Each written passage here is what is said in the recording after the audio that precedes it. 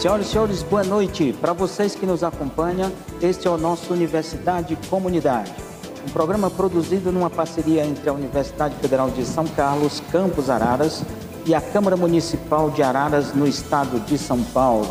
Estamos aqui todas as sextas-feiras às 19h30 com o objetivo de transmitir a todos vocês informações extremamente importantes dentro da universidade que são de interesse da comunidade e assim dando a nossa parcela de contribuição para a chamada popularização da ciência.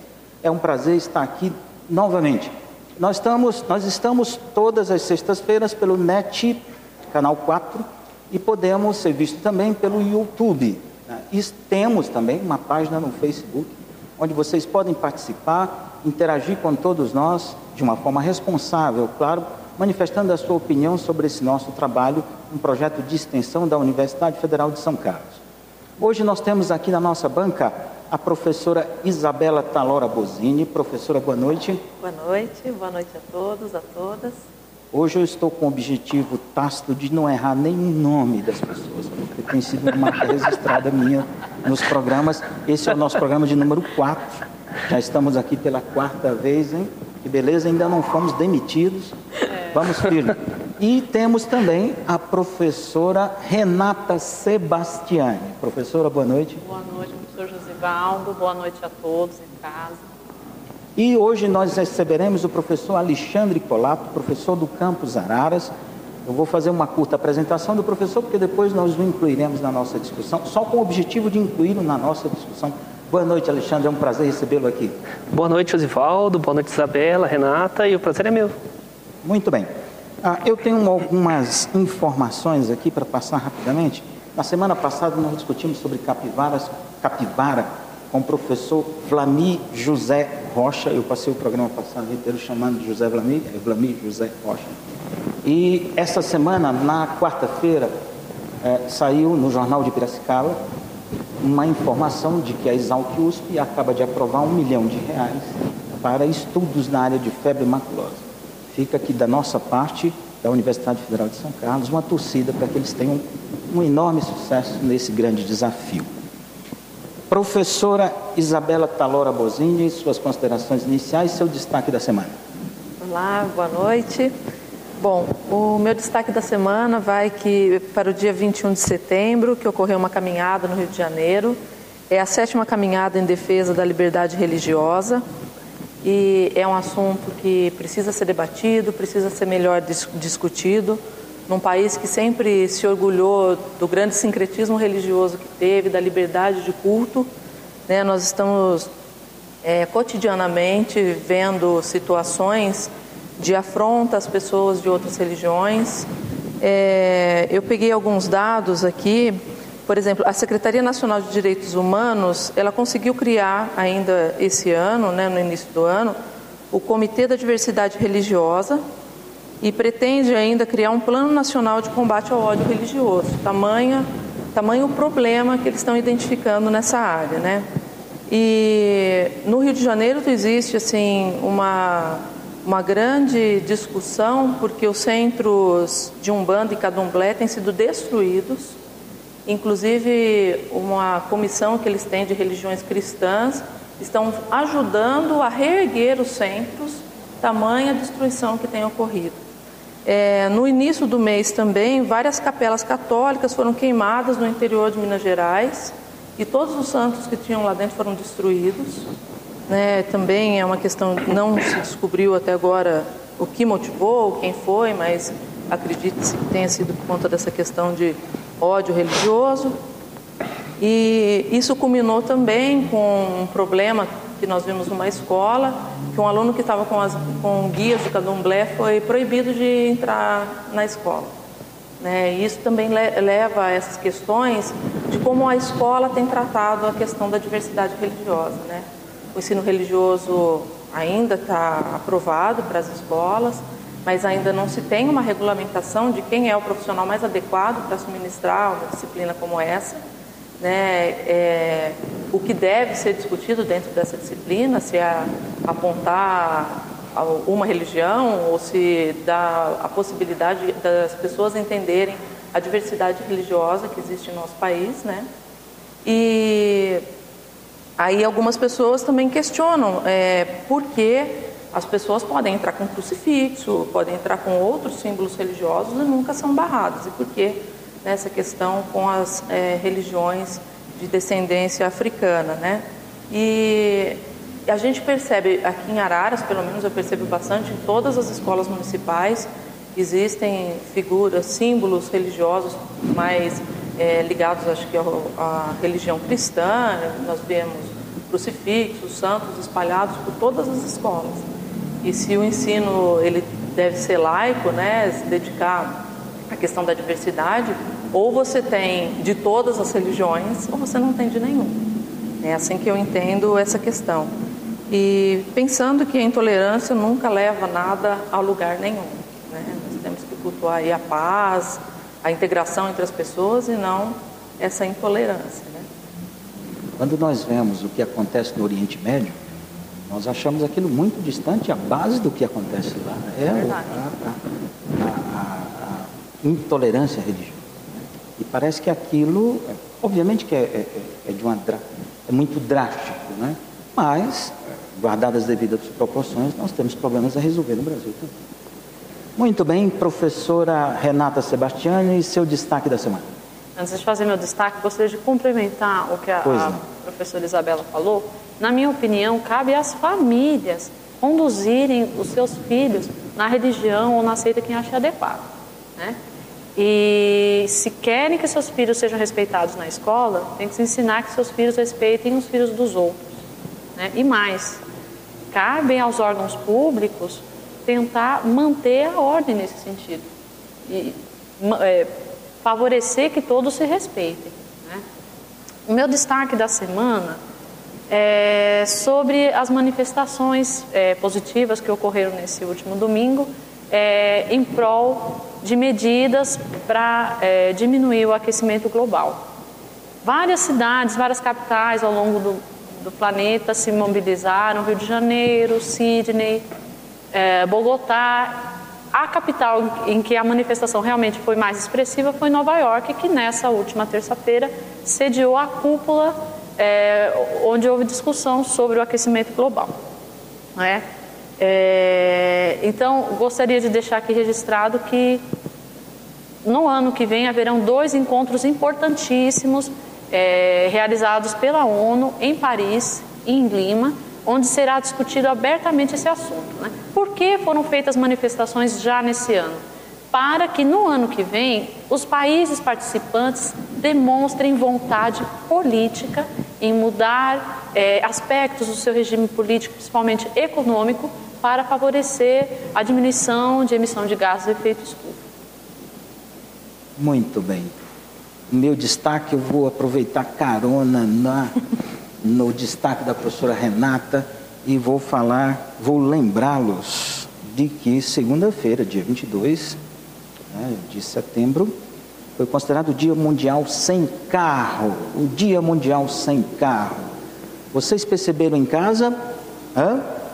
Eu também não. Eu acho que quase ninguém, infelizmente. É que quando a gente talvez pense, se a gente olhar os 3 tópicos, apesar de parecerem diferentes, acho que o respeito não só com a outra pessoa, mas o respeito com o meio ambiente permeia os 3, né? Então, acho que na verdade o maior problema é o respeito, seja com o meio ambiente, seja com as outras pessoas, para que a sociedade viva melhor, né? Então, você teria uma melhor diversidade cultural, seja ela com relação à religião ou qualquer outro ponto, né? Acho que o respeito, eu acho que é o principal mesmo. Palavra de ordem. Mas, essa semana também saiu um dado impressionante no que diz respeito ao Dia Mundial Sem Carro, né? Que é a frota brasileira, ela dobrou praticamente nos últimos 10 anos. Vai dobrar para os próximos 10 anos? Haverá espaço para isso?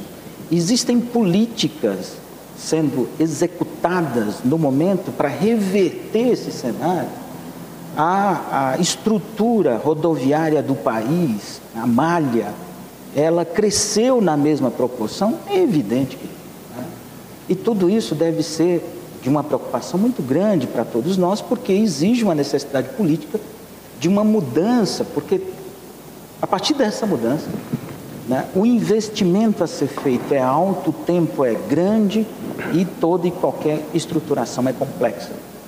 Isso é extremamente preocupante. Você aí em casa que tem 20 anos, quando tiver 30, acha que essa frota estará duplicada novamente e caberá às pessoas se locomoverem?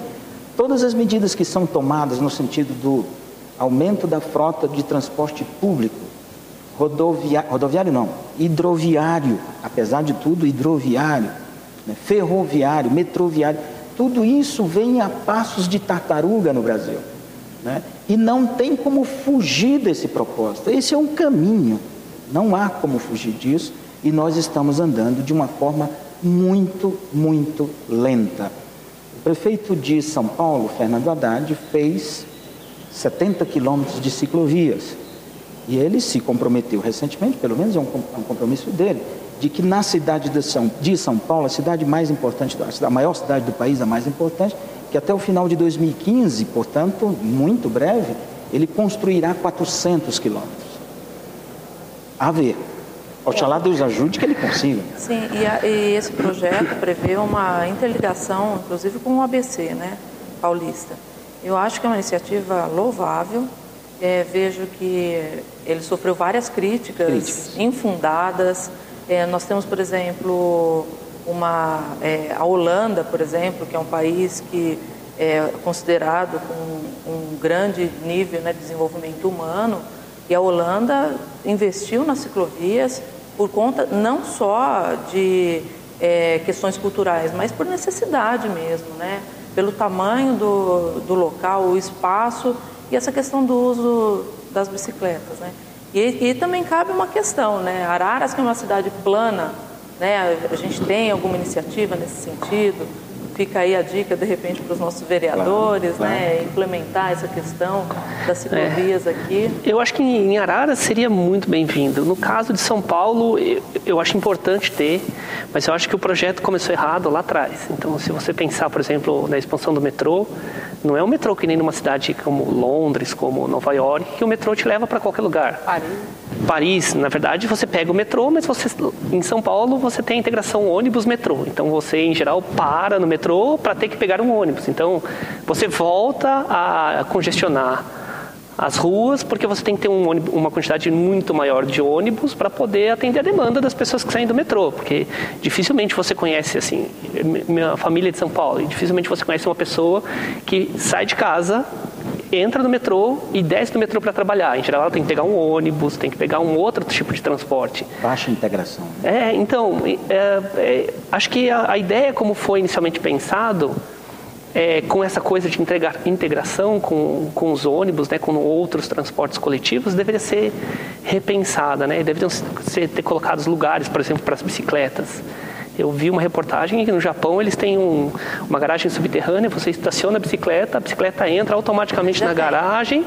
Em São Paulo foi criado, eu vi pelo menos vários locais que você já tem bicicletas, inclusive possibilidade de alugar bicicleta para deixar de um ponto em outro. Mas então. Tímido, né? Sim, mas eu entendo que é um projeto inicial, né? Mas essa reportagem que eu vi no Japão, eu fiquei impressionado. Ela é subterrânea, mas tem um quiosque, você encosta a bicicleta, o robô entra, sai, pega a bicicleta, estaciona, você vai fazer o que você quer, quando você volta, passa o cartão, a bicicleta volta para você. Eu achei muito demais, assim. Então, e são coisas que você não usa o espaço, você faz a coisa subterrânea e você otimiza, né? Não precisa ficar construindo coisas e tudo mais. Usar bicicleta e ônibus envolve quebra de paradigmas. Tem uma associação meio ligada a quem usa ônibus que não tem dinheiro para ter carro. Isso é uma lástima que seja assim. Mas, infelizmente, existe a cultura de que cada um pensa em si, né? E para amenizar os problemas ambientais, nós temos que parar com isso. Né? Na verdade, tudo isso que nós estamos discutindo tem muito a ver com a falta de água que temos passado. Né? Por exemplo, desmatamento, emissão de gases, efeito estufa, né? Sentimos o problema quando ficamos sem água. Aí choveu um pouco esses dias, todo mundo diz, ótimo, posso gastar água à vontade, lavar meu carro e lavar o quintal, porque choveu. Não é bem assim, né? Continuamos com os problemas e temos que pensar de forma coletiva. Que os hábitos conquistados agora na seca não sejam abandonados. Abandonados, de maneira nenhuma. Okay. Muito bem. Por falar em água, o nosso próximo programa, na próxima semana, falará sobre água, né, com a professora Sais, Adriana Sais, lá do campus. Portanto, você que nos assiste em casa, não perca essa oportunidade de entender um pouco mais sobre o que está acontecendo sobre esse tema. Passaremos agora para uma entrevista com o professor Alexandre Colato, do campus Araras, da Universidade Federal de São Carlos. Ele é bacharelado em Física pela Universidade Federal de São Carlos, no campus de São Carlos. Fez mestrado em Física pela UFSCar e fez doutorado em Física na USP de São Carlos. Estuda problemas de modelagem de sistemas envolvendo diversas áreas do conhecimento, como Física, Matemática, Biologia e Agronomia. E enquanto o nosso programa estiver passando, algumas das imagens do projeto que ele participa vão ser apresentadas pelo nosso querido Vinícius Franzoni. O Vinícius, que na verdade é o produtor aqui da Câmara Municipal de Araras, que organiza todo esse nosso trabalho, e eu tinha esquecido de citar o nome dele outras vezes. O Vinícius é o nosso parceiro. Professor Alexandre Colato, é um prazer recebê-lo aqui, boa noite mais uma vez, e ele falará sobre o projeto Jornada nas Estrelas. Professor, o que é o Jornada nas Estrelas? Jornada das Estrelas, professor. Das Estrelas. Olha lá, precisava acontecer alguma coisa no programa, né? Tá. Vamos lá. Então, na verdade, a gente chama Jornada das Estrelas porque foi um projeto que nós começamos em 2009. As fotos que eu trouxe para apresentar são fotos dos primeiros eventos e do que nós temos agora, então cresceu muito. E a ideia foi, em primeiro lugar, abrir as portas da universidade para a sociedade. Então, desde que eu fui aluno, eu sempre achei que era importante essa interação entre sociedade e universidade de qualquer forma, seja para passear no campus, para usar uma quadra de futebol, como a gente fazia lá em São Carlos, e eu com os meus colegas, e eu achava isso importante. Então, quando eu entrei aqui em 2009, surgiu a oportunidade. Eu não trabalho com astronomia, mas sou um curioso sobre o assunto, e a ideia foi abrir a universidade falando um pouquinho sobre a universidade durante o evento e usando como mote o tema da astronomia. Então, essa foi a ideia. Então, nós chamamos no começo a gente chamava de Jornada das Estrelas no CCA, porque, diferente do filme, que é o natural todo mundo se confundir, no filme as pessoas viajavam para as estrelas, né? Então, aqui as estrelas viajam para que nós possamos olhá-las. Então, por isso que a gente chama de Jornada das Estrelas. Professor Colato, o que o Jornada das Estrelas mostra para as pessoas que visitam o campus? Atualmente nós temos diferentes atividades, então sempre ocorre uma palestra com um tema de astronomia, esse tema varia de semestre a semestre. Nós temos... Atualmente nós temos um Circo da Ciência, uma feira de ciências, então, onde os nossos alunos de licenciatura apresentam pequenos experimentos, curiosidades. O professor Vlamir, por exemplo, no evento passado ele levou animais que foram taxidermizados, né? Então as crianças podiam interagir com eles, e o principal fator são as observações astronômicas. Então o campus já conta com 3 telescópios, e com esses telescópios nós podemos mostrar para as pessoas um pouquinho do céu. Eu vou discordar do professor. Eu acho que os alunos viajam para as estrelas. Porque eu tive a oportunidade de participar de alguns desses eventos e eu vi a alegria, o espanto positivo, né? A surpresa dos alunos conseguirem observar Marte, Saturno. A primeira vez que eu pude observar Saturno, eu fiquei extasiada. A reação das pessoas é muito gratificante, assim. Você colocar a pessoa ir lá olhar porque você não vê, às vezes, a olho nu, né? Você vê um pontinho no céu, e a hora que você olha lá, é exatamente aquela foto que você está acostumado a ver no livro, ou na TV, num vídeo. E aí, quando você olha pelo telescópio, tem pessoas que nos perguntam, não, isso aí é um papel que está colado na ponta do telescópio. E aí, às vezes, dependendo do tipo de telescópio, você mostra, olha, não tem nem vidro aqui na ponta, né? Então, não tem uma lente, não tem... E aí as pessoas ficam maravilhadas, é muito legal. Outra coisa que eu gostaria de saber Se eu quisesse, por exemplo, estudar astronomia mais a fundo, qual seria a graduação que me habilita a ter estudos mais próximos? Então, em geral, graduação, a gente pensa numa graduação em física e tem pós-graduações muito importantes em física no país. Então, tem alguns centros de pesquisa, né, como o próprio INPE, né, Instituto Nacional de Pesquisas Espaciais, tem outros lugares que você pode trabalhar com astronomia no Rio de Janeiro, no Rio Grande do Sul. Mas, em geral, essa especialização vem na pós-graduação, né? O conteúdo inicial, em geral, é a física. Quantas pessoas e que público frequentam Jornada das Estrelas? Até essa é a 11ª e nós tivemos, acho que tranquilamente, mais de 7.000 pessoas visitando o campus, entre alunos, entre professores, tanto da universidade quanto da rede municipal e estadual, da rede particular também. Só de Araras ou tem outros? Não, já tivemos gente de Tambaú, tivemos uma escola de Tambaú, tivemos pessoal de Rio Claro, de Leme, então, já de Limeira. Então, tem bastante gente que veio visitar já e conhecer um pouquinho. E aí, com isso, conhece o campus. A ideia inicial é que, quando começou o evento, como eu falei, é que não se conhecia o campus, se acreditava, chamava-se lá de... Não, você trabalha no IAA, né? Antigo Instituto do Açúcar e do Álcool. E a ideia foi mostrar que não, se faz pesquisa na cidade e para a cidade. Então, tem uma parte muito grande de melhoramento genético de cana, mas hoje em dia nós temos outros pesquisadores que trabalham com coisas correlatas ao cotidiano da cidade. E a cidade não conhecer isso, eu ficava preocupado. A universidade é um bem público, né? E diferente de ser um bem público que não é de ninguém, ele é um bem público de todo mundo. Então, todo mundo tem que usufruir de alguma forma. Professor Alexandre, aproveitando essas suas palavras, eu gostaria de saber se você tem uma noção do impacto dessa atividade na formação dos alunos que frequentam a jornada. Então, o que nós conhecemos, na verdade, são algumas coisas correlatas.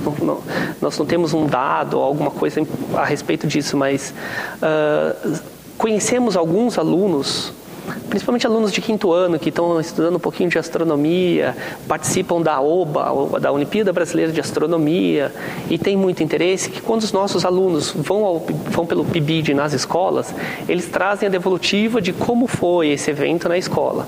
Então é curioso saber, tem professores já que vieram me falar, olha, tem alunos lá que agora querem fazer física porque eles gostaram de ver. E eu, por exemplo, pensei em fazer graduação em física para estudar astronomia, trabalhar com astronomia. Nunca trabalhei, sou um curioso sobre o assunto. Mas isso eu acho fascinante.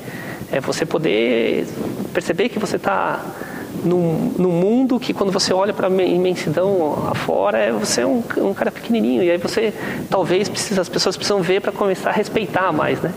Então, foi um foco inicial. Então, se você respeita o outro, se você respeita o planeta como um todo e você percebe que tem outras coisas lá fora, talvez a gente comece a pensar um pouquinho diferente. Eu ia perguntar alguma coisa nesse sentido. Qual a importância da astronomia, né, assim, do estudo de astronomia no ensino médio, no ensino fundamental? Então, o que acontece é que a gente pode estudar bastante conceitos de física usando astronomia. Não só de física, como nós podemos pensar um pouco em biologia, química, muito sobre química, mas a astronomia ela começou muito ligada à agricultura. Então, você precisava saber a época, qual ia ser a época da chuva, para saber quando você ia plantar, quando você ia colher. Então, a astronomia sempre esteve muito ligada com o desenvolvimento da civilização. Não, diferente de astrologia, né? Mas a ideia é que a astronomia você possa usar dados e usar um conhecimento prévio para tentar prever quando é que vai ser a época de chuvas, e quando que vai fazer frio, quando que vai fazer calor, e com isso moldar a sociedade de uma maneira melhor, né? Quais são as observações que são feitas durante a jornada? O que se vê? Depende muito da época. Depende muito da época. Dependendo da época, você consegue olhar Saturno, você consegue olhar Mercúrio. Se eu não me engano, no primeiro semestre, estávamos com 3 planetas visíveis ao longo da noite, né, do tempo de observação. já teve Jornada das Estrelas, que o nosso mote foi a Lua, então pegamos uma época de lua cheia que você não conseguia olhar no telescópio porque era muito claro, né? Então a iluminação, nós usávamos a imagem do telescópio projetada numa folha de papel e você conseguia ver a Lua perfeitamente. Então tem motes diferentes. Em geral, a Lua é muito bonita de se olhar, mas quando a ideia é você observar estrelas, quanto menor o brilho, melhor. Então a Lua, de certa forma, atrapalha nesse ponto. E estando lá no CCA, nós cercamos de todo cuidado para diminuir as luzes do ambiente, né? Sempre com toda a segurança, para que nós possamos observar as estrelas, ou algum conjunto de estrelas, algum aglomerado, e poder pontuar algumas coisas. Mas, apesar de você ter esse mote, é muito curioso que às vezes a pessoa chega lá e pergunta, não, olha, Cruzeiro do Sul, aonde que é? O que tem? Aí nós temos monitores que ficam junto com os telescópios, em geral esses são alunos do grupo de astronomia, tanto daqui quanto de São Carlos, e aí eles pensam alguma coisa conforme as pessoas vão perguntando. O que já... Desculpa, pode falar. Não, eu ia dizer o seguinte, parece que ao longo do tempo a gente foi perdendo um pouco o hábito de olhar para o céu, né? E isso tem muito a ver com as cidades, né? Com essa iluminação direta nas cidades que acabou ofuscando realmente o brilho das estrelas aí. Então a gente percebe lá no campus, quando a gente vai apagando as luzes, o céu que se apresenta, né? Na verdade. Não, é incrível. E eu tenho esse costume de olhar, né, por curiosidade, mas às vezes eu entro na sala de aula, vou dar aula para um pessoal de física, eu falo, vocês perceberam a lua que está lá fora, por exemplo? Ou vocês viram como o céu está escuro e assim não tem lua nenhuma, mas você consegue enxergar muita coisa? E o interessante é que algumas constelações mais básicas é fácil de você passar para um leigo, né? Então, assim, você vai olhar a constelação de Escorpião, então é curioso, você não consegue de primeira observar a constelação, mas é fácil. Hoje em dia nós usamos alguns lasers, né? E você aponta e faz o contorno e aí a pessoa automaticamente associa aquilo e não é difícil esquecer. Outra coisa que eu estive pensando é que a botânica, né? O cultivo de plantas sempre esteve ligado à astronomia, como o professor falou, mas parece que também nas últimas décadas a gente foi deixando isso um pouco de lado, né? Aliás, às vezes o botânico que leva isso em consideração sofre até preconceito, né? Onde já se viu, nós estudamos isso no laboratório, né? Então, muitos botânicos vão para o laboratório e esquecem de observar esse tipo de relação. O que eu entendo é que antigamente as ciências eram muito interligadas. E no século passado, principalmente, eu ainda acho que há uns 200 anos atrás, começou uma coisa de você se especializar. Então, porque a quantidade de conhecimento que foi gerada era enorme, é enorme, né? Só ver a quantidade de coisas que aparecem todo o tempo.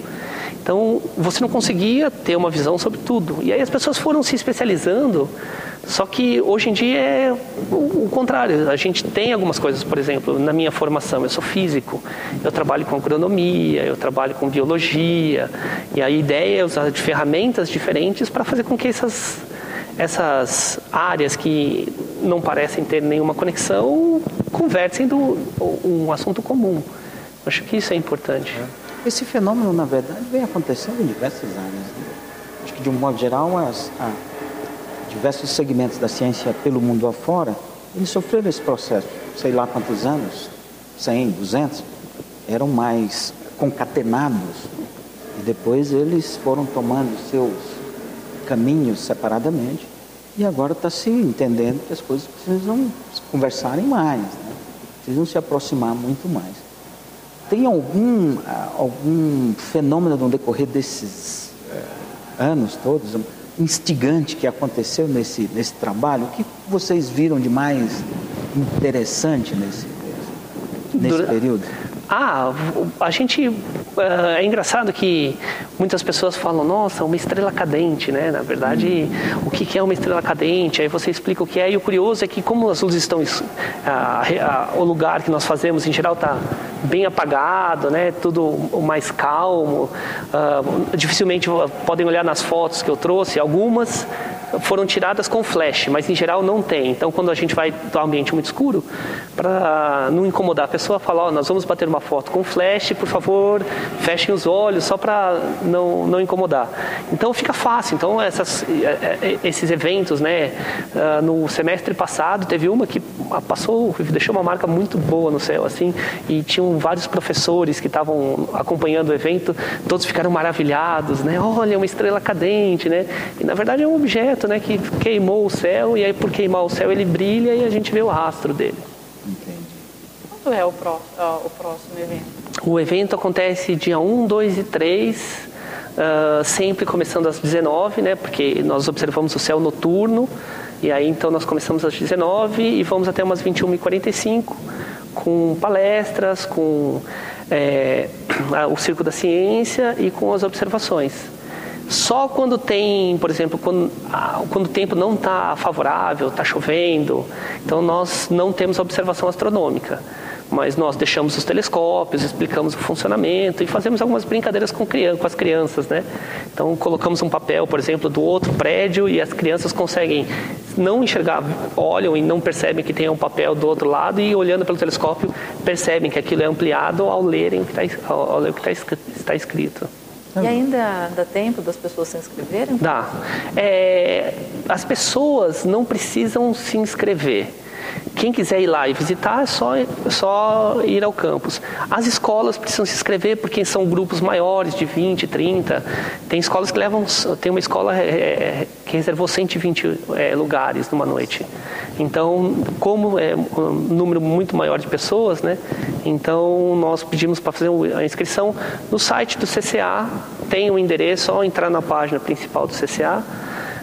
www.cca.fiscar.br, tem lá um link, 11ª Jornada das Estrelas, tem todas as informações, inclusive de como chegar ao centro.